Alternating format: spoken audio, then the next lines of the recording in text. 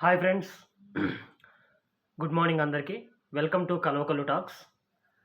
ఈరోజు మనం ఇంటర్నేషనల్ న్యూస్‌లో భాగంగా మనం ఇవాళ తెలుసుకునేది ఏంటంటే విషయం, నిన్న మనం అమెరికా షట్‌డౌన్ గురించి మాట్లాడాం. అమెరికా షట్‌డౌన్ అయితే యాక్చువల్‌గా మనం ఏదైతే ప్లాన్ అంటే మనం ఏదైతే సొల్యూషన్ అనుకున్నామో వా వాళ్ళు ఇరువురు పార్టీలు ఏవైతే ఉన్నాయో డెమోక్రాట్లు గాని, రిపబ్లికన్లు గాని కలిసి ఒక ఒప్పందానికి రావాలి. అప్పుడు మాత్రమే అమెరికా షట్‌డౌన్ అనేది క్లోజ్ అవుతుందనుకున్నాము.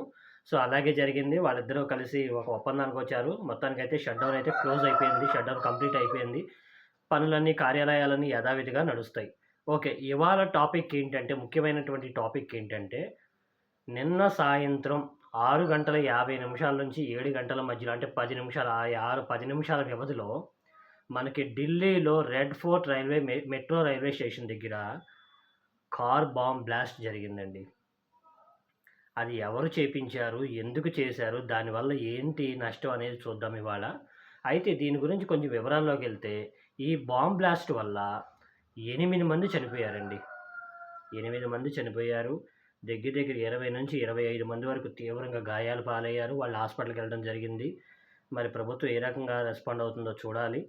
అలాగే అసలు దీనికి కారణాలు ఏంటని చెప్పి ఎన్ఐఏ నేషనల్ ఇంటెలిజెన్స్ ఏజెన్సీ గాని, అలాగే ఎన్ఎస్జీ గాని, ఫోరెన్సిక్ టీమ్ గాని అక్కడికొచ్చి కొంచెం ఎంక్వైరీ అది చేస్తారు కదా! Basic enquiry. ఆ బేసిక్ ఎంక్వైరీలో తేలినటువంటి విషయం ఏంటంటే, ఇది హోండాయ్ ఐ10 కార్ అనేది అక్కడికి అంటే చుట్టుపక్కల ఉన్నటువంటి కెమెరాలని ఎంక్వైరీ చేస్తే, ఆ హోండాయ్ ఐ10 కార్ అనేది అక్కడికొచ్చి ఆగింది. ఆగిన తర్వాత అది పేలటం జరిగింది. అయితే ఆ కార్ ఎవరి పేరు మీద ఉందంటే, మహమ్మద్ అజార్ అంటే అజార్ మహమ్మద్ అని చెప్పి డాక్టర్ అనమాట ఆయన.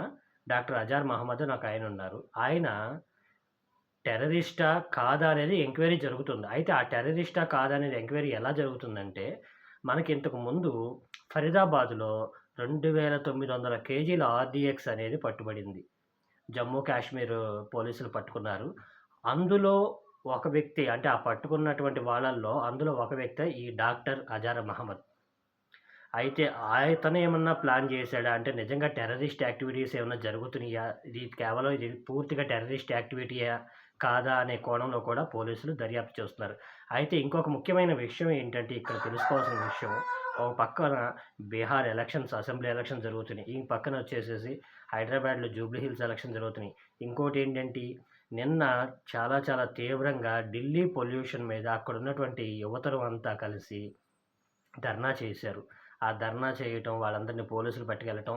అంటే నాకు ఇదంతా ఎలా అనిపిస్తుందంటే అంటే ఒకదానికొకటి లింక్ చేసుకుంటుంటే సంథింగ్ ఏదో పెద్దగా ఇండియాలో జరగబోతుంది అనిపిస్తుంది. మరి అది నిజంగా ఇండియాలో నిజంగానే అలాంటి పెద్ద యాక్టివిటీస్ ఏమన్నా నడుస్తున్నాయా? లేదా? అనేది మీకు తెలిస్తే కామెంట్స్ రూపంలో చెప్పండి చూద్దాము. మనం తెలుసుకుందాము. వీలైతే 10 మందికి షేర్ చేద్దాము.